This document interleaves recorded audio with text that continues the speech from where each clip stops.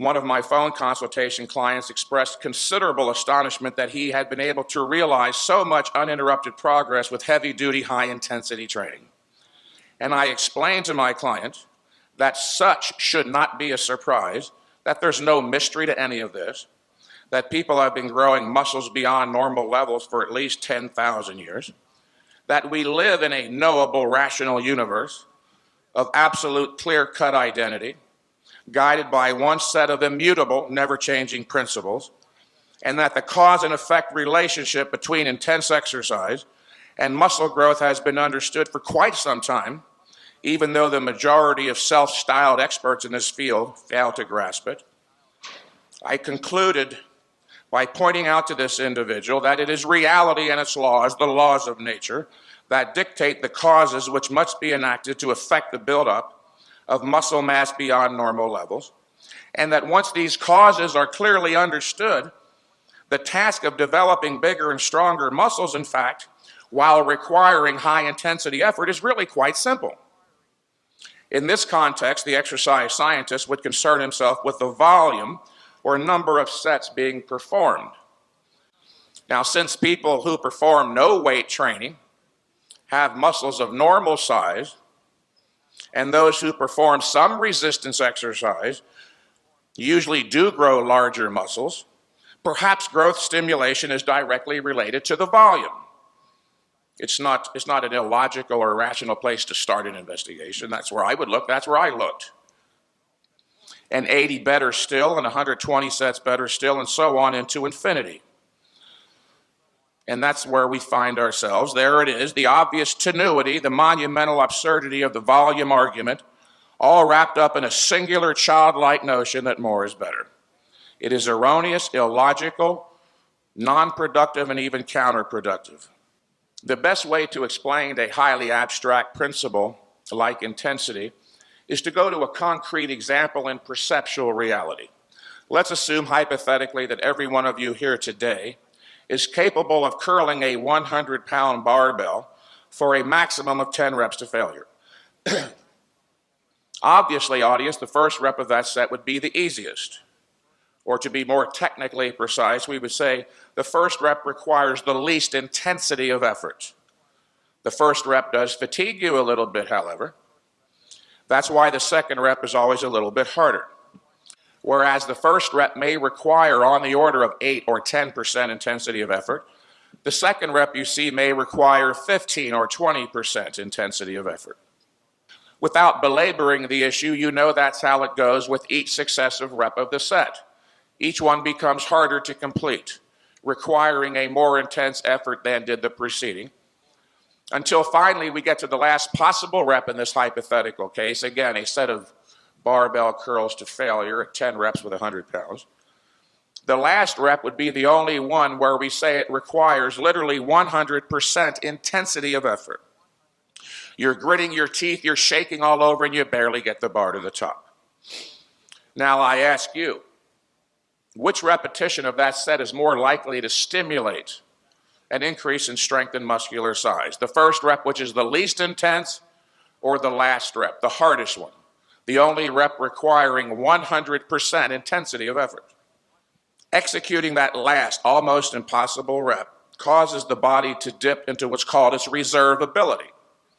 And since your body only has a small amount of reserve to draw upon before depletion occurs, the body protects itself from future assaults on its reserves by enlarging upon its existing ability through the compensatory buildup of more muscle mass. Only high-intensity training can force the body to resort to its reserve ability sufficiently to stimulate an adaptive response in the form of a muscle mass increase. Repeating tasks that are well within your existing capacity do absolutely nothing to stimulate growth. Ending a set before failure just because an arbitrary number of reps have been completed will do nothing to stimulate an increase or induce growth.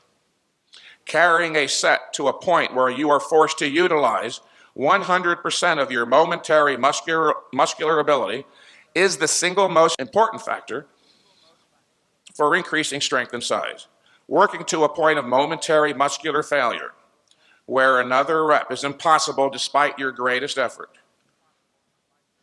ensures that you pass through the breakover point, or that point in the set below which growth is not stimulated and above which you growth is stimulated. Even the detractors of high-intensity training theory would be forced to admit that the last rep of a set to failure is more productive than the first, second, third, fourth, fifth, and so on. Thus, without realizing it, they have embraced the first principle of the theory. A few individuals have raised the intelligent question as to whether it is actually necessary to train to failure, where 100% intensity of effort is required to complete the last rep. The problem here, however, is one in measuring intensity. There are only two possible accurate measures of intensity: 0% when you're completely at rest, and 100% when you're exerting yourself maximally. So, as long as you are exerting yourself with 100% intensity of effort, the point is, you have passed through every possible breakover point and growth will be stimulated. One of man's specific physiologic characteristic dictates that the training stress must be cautiously regulated in terms of both volume and frequency. It is his strictly limited recovery ability. The human being does not possess an infinite capacity for tolerating the exhaustive effects of intense physical stresses.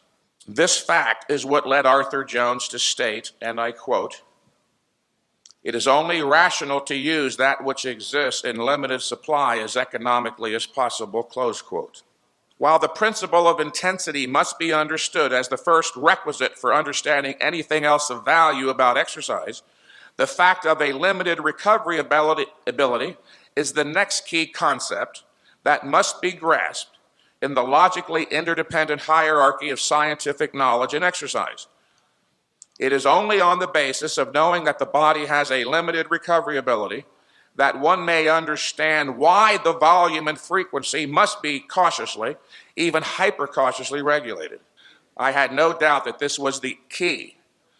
Once you understand intensity, this is the key to understanding exercise science and the key to the perfect, proper, appropriate application necessary for unbreached, spectacular progress.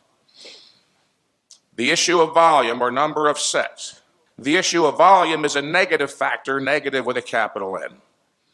In other words, to the extent to which you work out, perform a number of sets. Volume is a negative because for every set performed, there is caused a deeper inroad into recovery ability. For every set performed, more and more of the body's limited reserve of resources is used in the attempt to recover or compensate for the merely exhaustive effects of the workout, leaving that much less left over or available for overcompensation in the form of muscle growth. Now, in order to better understand the concept inroad, merely visualize it as the term clearly suggests, an in into the road or a hole being dug. You perform one set, you dig a small hole. You do a second set, you dig a deeper hole. A third set, it goes deeper still, and so on.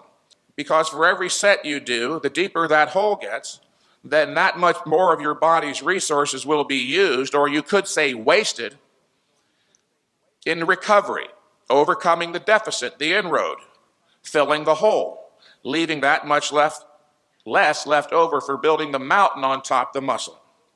Mike, would it really make a difference if I did a second set? Would it be a mistake? And I realized not all that long ago that, in fact, going from one set to two sets is the biggest mistake you could possibly make. It's not just a mistake, it's the biggest mistake possible. Because going from one set to two sets is not merely a linear or sequential increase of one unit. It represents a 100% increase in the volume of the exercise. You just doubled the exercise, and therefore you doubled the inroad into recovery ability. So even if there was some advantage in terms of achieving a greater growth stimulus by doing a second set, it would be completely nullified by the fact that you increased the volume that much and made a greater inroad into recovery ability. The single major cause of lack of meaningful progress in this area is overtraining. And if you think I'm overstating it, or that I mention the issue too often in my articles, you are wrong. considering that it is the major cause of lack of progress, because it is the reason most bodybuilders fail to achieve their goals, and because the orthodoxy, along with exercise science, unconscionably continue to evade the point, I'm actually understating it. Bodybuilding is not dying because of drug use, but because Weider and the powers that be promulgate the notion that volume training is the best way to proceed, while not informing you that their champs are taking outrageous quantities of drugs to help counteract overtraining.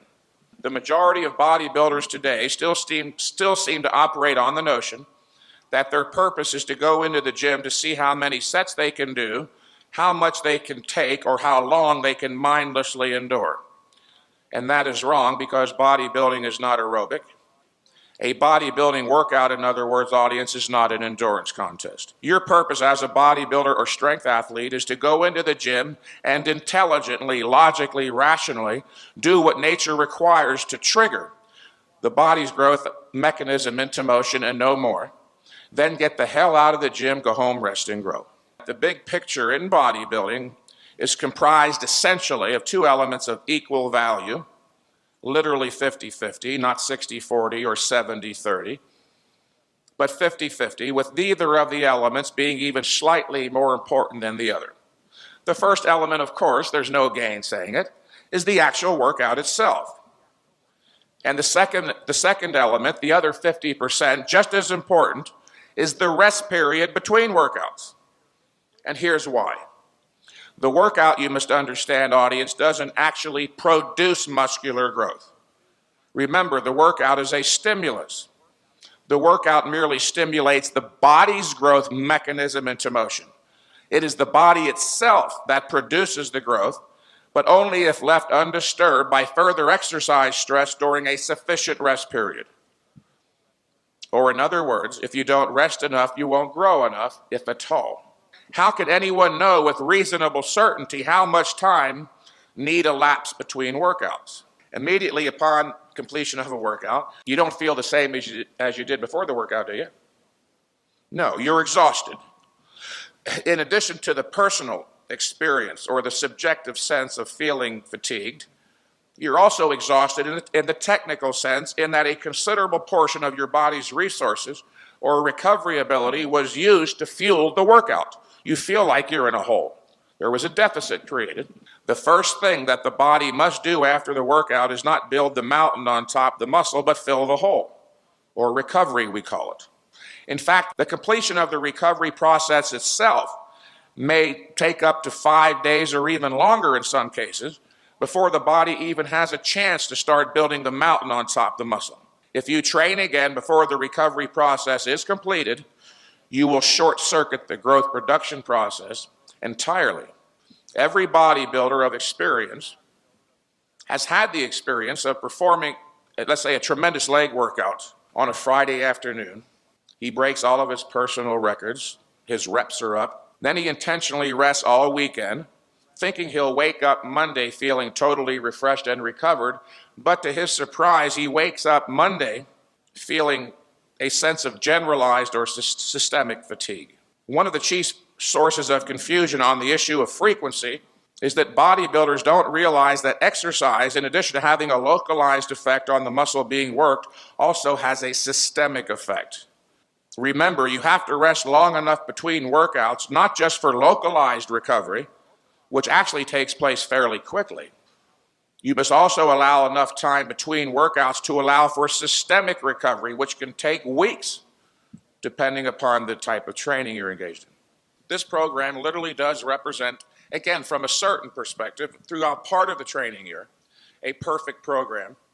I would suggest you start by training once a week, doing 2 different basic workouts. We'll refer to them here as workout A and workout B. Now, a lot of people like conveniently to work out on weekends, so what you would do is on the first weekend do workout A, 7 days later do workout B. Workout A will consist of, number 1, a set of squats, preferably on a machine. If not the Nautilus Duo squat, then perhaps a Smith machine. If you have any problems with your back or you can't do squats for whatever reason, then I would suggest you substitute leg presses. Do one set of squats to failure, 8 to 15 reps. 8 to 15 has proven empirically through observation to work quite well for the legs. After a brief rest, and by a brief rest I mean go get a drink of water, walk around for a few seconds, 30 seconds, a minute, depending upon your existing condition, but rest as little as possible. As soon as you recognize you're ready to go, proceed to a set of close grip, palms up, pull downs.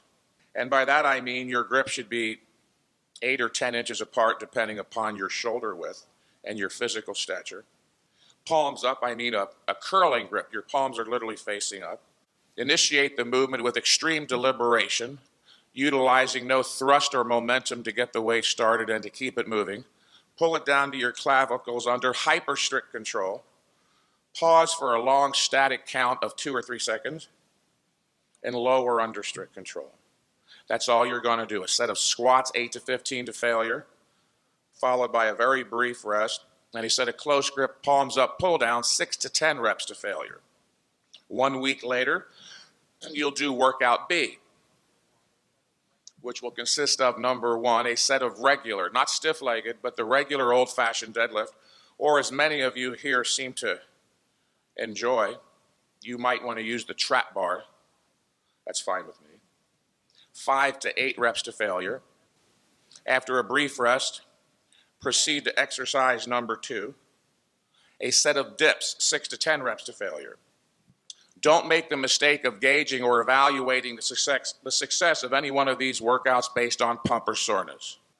Getting a pump is not important. It feels good, I like it myself, but it's not important.